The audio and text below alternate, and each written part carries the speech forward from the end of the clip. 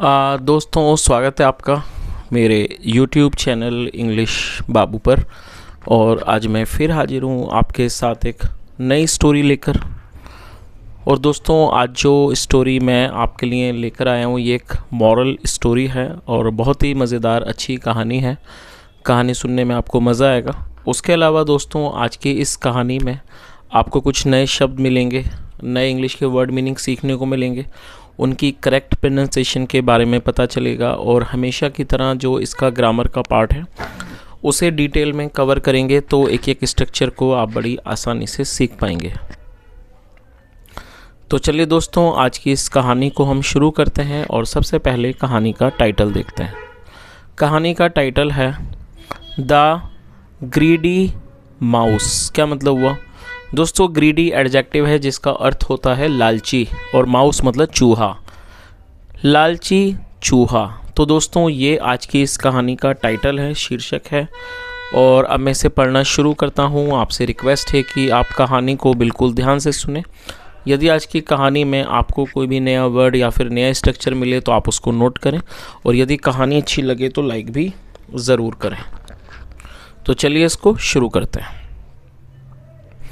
Once upon a time, a merchant had stocked large amount of grains in his house. क्या मतलब हुआ?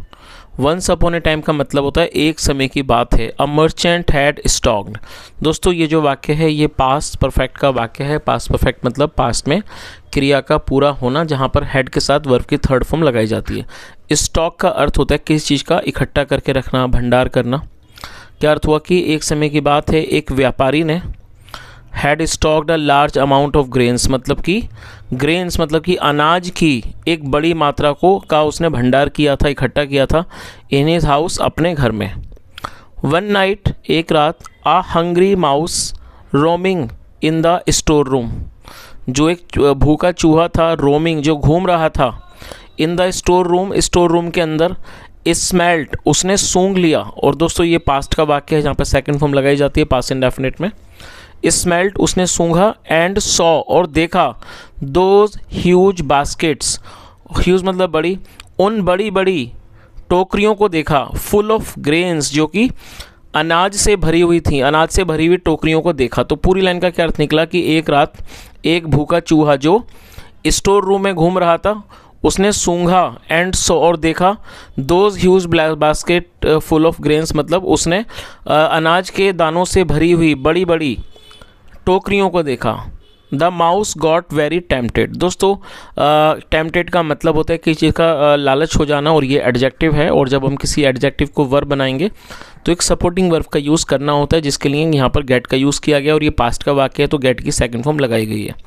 The mouse got very tempted का अर्थ हुआ कि जो चूहा बहुत ज़्यादा ललचा गया, टू ईट खाने के लिए, दोज ग्रेन्स उन अनाजों को, एंड थॉट और सोचा, I am Indeed so lucky. दोस्तों, इंडीड का मतलब वास्तव में, और ये सिंपल प्रेजेंट का वाक्य है जहाँ पर इज एम आर का इस्तेमाल हेल्पिंग वर्ब के रूप में किया जाता है, साथ में नाउन या एडजेक्टिव को लेकर वाक्य बनाते हैं।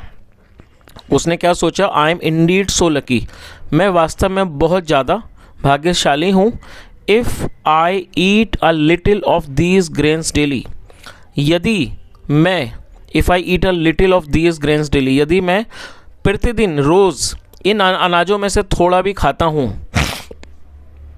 देन फिर even the merchant would never come to know of it, कि जो व्यापारी है would never come to know of it, उसे कभी भी इस बारे में पता नहीं चलेगा। चलिए आगे देखिए।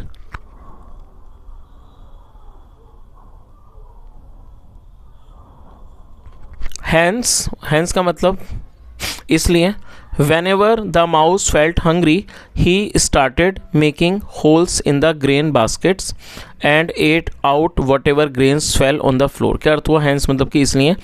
whenever the mouse felt hungry, दोस्तों feel hungry का मतलब होता है भूख लगना, और ये सेकंड फॉर्म में felt hungry, और whenever मतलब जब भी, इसलिए जब भी चूहे को भूख लगती, he started making holes in the grain baskets, वह अनाज की टोकरियों में, स्टार्टेड मेकिंग होल्स का मतलब हुआ छेद करने लगा अनाज की टोकरियों में, and ate out whatever grains fell on the floor, और जो भी अनाज फर्श पर गिरता, और ये फॉल की सेकंड फॉर्म में जो भी अनाज फर्श पर गिरता उसे वो खा लेता। वन डे मतलब एक दिन। The hunger turn the mouse greedy and the started to think, और ये हंगर दोस्तों नाउन के रूप में यूज़ की गई है जिसका मतलब होता है भूख। जो भूख थी, टर्न द माउस ग्रीडी, उसने चूहे को ग्रीडी मतलब कि लालची कर दिया, लालची बना दिया। And he started to think, और वह सोचने लगा, what if I make a bigger hole, कि कितना क्या होगा, if I make a bigger hole, यदि मैं एक बड़ा छेद कर दूं। And directly get into the basket, और डायरेक्टली मतलब सीधा, गेट इनटू द बास्केट, टोकरी के अंदर घुस जाऊं। फॉर अ वाइल, कुछ समय के लिए। दिस वे, इस तरह से। I can eat more grains, इस तरह से मैं ज़्यादा अनाज खा सकता हूँ। And fill my stomach for long, और लंबे समय तक अपने पेट को भर सकता हूँ। आगे देखिए। I will come out soon and even the merchant won't be able to catch me. I will come out soon, और दोस्तों ये जो वाक्य है ये फ्यूचर इंडेफिनिट का वाक्य है जहाँ पर विल का इस्तेमाल हेल्पिंग वर्ब के रूप में किया जाता है। और कम आउट मतलब बाहर आना। आई विल कम आउट सून, मैं जल्दी बाहर आ जाऊँगा। And even and even the merchant won't be able to catch me, और जो मर्चेंट है, व्यापारी है, वह मुझे नहीं पकड़ सकेगा। कैच मतलब पकड़ना, वह मुझे नहीं पकड़ सकेगा। चलिए आगे देखिए।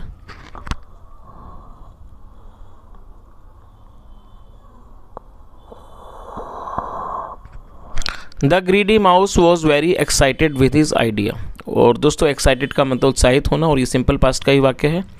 जो चूहा था बहुत उत्साहित हो गया विद हिज आइडिया, अपने इस विचार से बहुत ज़्यादा वो क्या था, उत्साहित हो गया। वन नाइट, एक रात, he cut the basket of corn, corn का मतलब होता है मक्का। तो उसने क्या करा, जो कॉर्न की मतलब कि मक्का की जो बास्केट थी, टोकरी थी, उसने उसको काट दिया एक रात। विद हिज शार्प टीथ, अपने नुकीले, अपने तेज़ दांतों से। And made a small hole, और उसने एक छोटा छेद कर दिया इन द बास्केट, टोकरी में। He then squeezed into the basket. दोस्तों स्क्वीज का अर्थ होता है किसी जगह पर एकदम अपने शरीर को थोड़ा सा मतलब कि इधर उधर मोड़ मरोड़ के किसी तरह से एडजस्ट हो जाना, घुस जाने को स्क्वीज कहा जाता है। तो वो क्या अर्थ हुआ, he then squeezed into the basket, और वो किसी तरह से शरीर को मोड़कर टोकरी में घुस गया। थ्रू द होल, छेद, होल मतलब थ्रू द होल का मतलब हुआ छेद के माध्यम से। तो क्या हुआ कि किसी तरह से वो टोकरी के अंदर घुस गया छेद के माध्यम से। He ate a lot of corn, और उसने बहुत सारा जो मक्का था वो खाया। और दोस्तों ये पास्ट इंडेफिनिट का ही अफर्मेटिव वाक्य है जहाँ सेकंड फॉर्म लगाई गई है। ईट की सेकंड फॉर्म है ate. He ate a lot of corn, और उसने काफ़ी मक्का खाया। Till he felt his stomach full, जब तक उसे ऐसा नहीं लगा कि उसका पेट भर चुका है तब तक उसने बहुत मक्का खाया। The mouse was very happy, जो चूहा था बहुत खुश था। एंड कंटेंटेड, दोस्तों कंटेंटेड को आप नोट कर लीजिए, CONTENTED, कंटेंटेड एडजेक्टिव है जिसका मतलब होता है संतुष्ट। तो क्या अर्थ हुआ कि चूहा बहुत ज़्यादा खुश और संतुष्ट था। चलिए आगे देखिए। After feeling full he tried to come out of the basket through the same hole from which he initially went inside. क्या अर्थ हुआ आफ्टर फीलिंग फुल, मतलब कि आफ्टर के बाद दोस्तों आप इसे भी नोट कर लीजिए कि बिफोर, आफ्टर और विदाउट के बाद फोर्थ फॉर्म का ही इस्तेमाल किया जाता है। आफ्टर फीलिंग फुल मतलब कि पूरा भरा हुआ महसूस करने के बाद। ही ट्राइड, उसने कोशिश की। To come out of the basket, उसने बास्केट से बाहर आने की कोशिश की, टोकरी से बाहर आने की कोशिश की। थ्रू द सेम होल, उसी छेद से। फ्रॉम विच, जिससे। ही इनिशियली वेंट इनसाइड, जिससे वो शुरुआत में अंदर गया था। और दोस्तों आप इसे नोट कर लीजिए, इनिशियली एडवर्ब है जिसका मतलब होता है शुरुआती रूप से।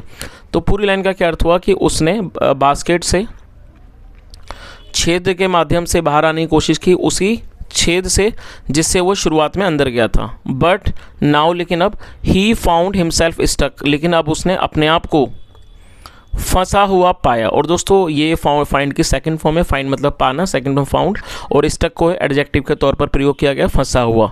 But now he found himself stuck, लेकिन अब उसने अपने आप को फंसा हुआ पाया। आगे देखिए।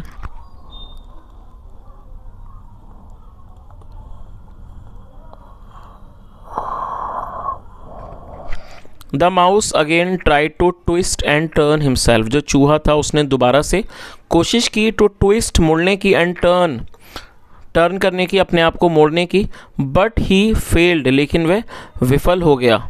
हिज बेली वॉज फुल, बेली मतलब पेट, जो उसका पेट था वो मतलब पूरा था, भरा हुआ था, एंड ब्लोटेड, ब्लोटेड का मतलब होता है दोस्तों फूला हुआ, आप इसे नोट कर लीजिए, ये एडजेक्टिव है। His belly was full and bloated this time, और इस बार जो उसका पेट था वो भरा हुआ था और फूला हुआ था।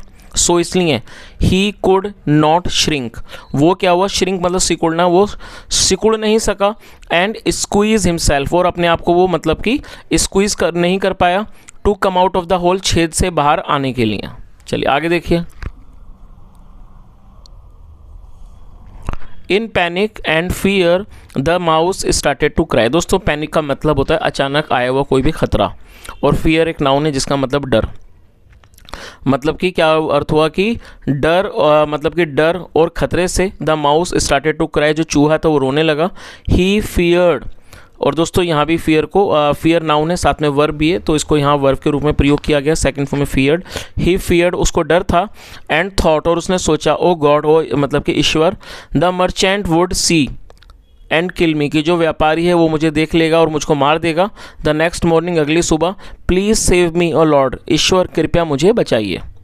अ merchant's pet rabbit in the same store room heard the mouse cry, और जो व्यापारी का एक पालतू रैबिट था, खरगोश था, इन द सेम स्टोर रूम, उसी स्टोर रूम में, हर्ड द माउसेस क्राई, और ये हियर की सेकंड फॉर्म है जिसका मतलब सुनना, उसने चूहे की चीखों को सुना, रोने को सुना, एंड आस्क्ड, और पूछा, वाई आर यू क्राइंग, आप क्यों रो रहे हो, माई डियर फ्रेंड, मेरे प्यारे दोस्त। The greedy mouse explain him his whole story, explain मतलब बताना, समझाना, मतलब क्या हुआ कि लालची चूहे ने उसे अपनी पूरी कहानी बताई। The rabbit laughed over the mouses foolishness, जो खरगोश था वो चूहे की, फुलिशनेस का अर्थ होता है मूर्खता, और ये नाउन है, चूहे की मूर्खता पर वो हंसा, और उसने कहा, हा हा डियर प्यारे, यू आर स्टक, आप फंसे हुए, बिकॉज यू एट मच, क्योंकि आपने खाया, मोर देन योर नीड, मतलब उसने क्या कहा कि आपने इतना, मतलब कि आप फंसे हुए क्योंकि आपने अपनी ज़रूरत से ज़्यादा खाया। And now your belly is bloated, और अब जो आपकी बेली है, पेट है, वो फूल चुका है। यू हैव टू वेट, आपको इंतज़ार करना होगा, इनसाइड दिस बास्केट, इसी टोकरी के अंदर, until your stomach shrink back, जब तक आपका जो पेट है वो श्रिंक बैक्स, मतलब जब तक वो वापस नहीं सिकुड़ता। देन फिर try to squeeze out through the same hole again, फिर आप इसी छेद के माध्यम से, मतलब कि स्क्वीड आउट मतलब कि स्क्वीज होके, मतलब कि अपने आप को मोड़ तरोड़ के बाहर आने की कोशिश करना। चलिए आगे देखिए।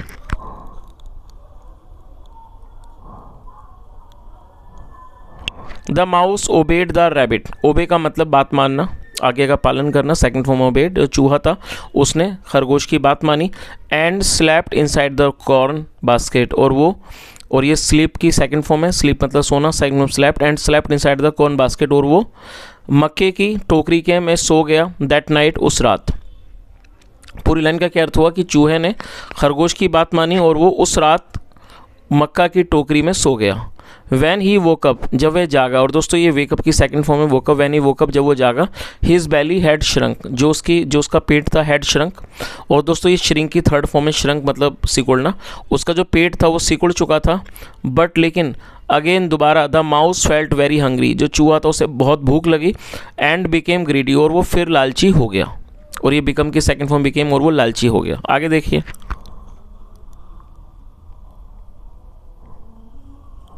He again ate a lot of corn, उसने दोबारा से बहुत सारा मक्का खाया। हिज स्टमक गॉट ब्लोटेड, जो उसका स्टमक था, पेट तक, गॉट ब्लोटेड, वो फूल गया। वंस अगेन, फिर दोबारा। बट दिस टाइम, लेकिन इस बार, the mouse did not worry, लेकिन जो चूहा था डिड नॉट वरी, वो चिंतित नहीं था। ही फेल्ट, उसे लगा that the rabbit gave him a very wonderful idea, कि जो रैबिट है, खरगोश है, उसने उसको बहुत अच्छा, एक अद्भुत आइडिया दिया है, अच्छा सुझाव दिया है, of sleeping inside the basket, टोकरी के अंदर सोने का उसने बहुत ही उसको एक अद्भुत सुझाव दिया है। द ग्रीडी माउस थॉट, जो लालची चूहा था उसने सोचा, और ये थिंक की सेकंड में थॉट, लालची चूहे ने सोचा, oh I am again full now, मैं दोबारा से मतलब मेरा पेट भर गया है। I will go out tomorrow, मैं कल बाहर जाऊँगा। आगे देखिए, दैट नाइट, उस रात, a big cat sneaked in from the window. और दोस्तों स्नीक इन का मतलब चुपके से कहीं आना। उस रात एक जो बड़ी बिल्ली थी sneaked in from the window, वो विंडो से, खिड़की से चुपके से आ गई। जस्ट वैन द कैट केम, और जैसे ही जो बिल्ली थी वो आई, नियर द कॉर्न बास्केट के पास, मतलब मक्का की टोकरी के पास, शी स्मेल्ट द माउस, उसने चूहे को सूंघ लिया। स्मेल का मतलब सूंघना, सेकंड फ्रॉम स्पेल्ट, उसने चूहे को सूंघ लिया। The cat curiously lifted the basket lid. और दोस्तों क्यूरियसली एडवर्ब है जिसका मतलब होता है उत्सुकता से, और लिफ्ट मतलब उठाना, second from lifted. The cat curiously lifted the basket lid, lid मतलब ढक्कन। बिल्ली ने उत्सुकता से टोकरी के ढक्कन को उठाया। She found the mouse sleeping inside, उसने चूहे को अंदर सोया हुआ पाया। आगे देखिए, the hungry cat caught the mouse and ate him, जो भूखी बिल्ली थी उसने चूहे को पकड़ लिया, एंड एट हिम, और उसको खा लिया। चलिए दोस्तों, अब इस कहानी का जो मॉरल है वो भी देख लेते हैं। क्या मॉरल है?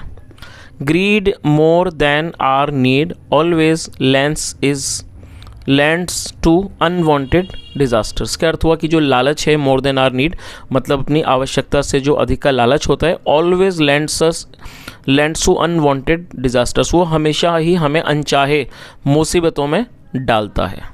चलिए, तो दोस्तों इस तरह से छोटी सी कहानी यहीं ख़त्म होती है, और जो कहानी का मॉरल है बहुत ही सरल है, आसान है समझना। मॉरल यही है कि व्यक्ति को अपनी आवश्यकता से अधिक लालच नहीं करना चाहिए। जो इस चूहे ने कहा, और ये जो चूहा था उसकी यही गलती थी कि उसने अपनी ज़रूरत से अधिक लालच किया, जिसकी वजह से उसे अपने प्राण गंवाने पड़े। तो दोस्तों ये आज की एक छोटी सी अच्छी सी कहानी थी। यदि आपको आज की कहानी पसंद आई हो, मेरा पढ़ाने का प्रयास भी आपको अच्छा लगा हो, तो आपसे रिक्वेस्ट है आप इस वीडियो को ज़रूर लाइक करें, दोस्तों के साथ शेयर करें, चैनल को भी सब्सक्राइब करें। यदि आपका कोई भी सुझाव हो तो कमेंट में ज़रूर बताएं। यहाँ तक सुनने के लिए thank you so much. Have a nice day and bye.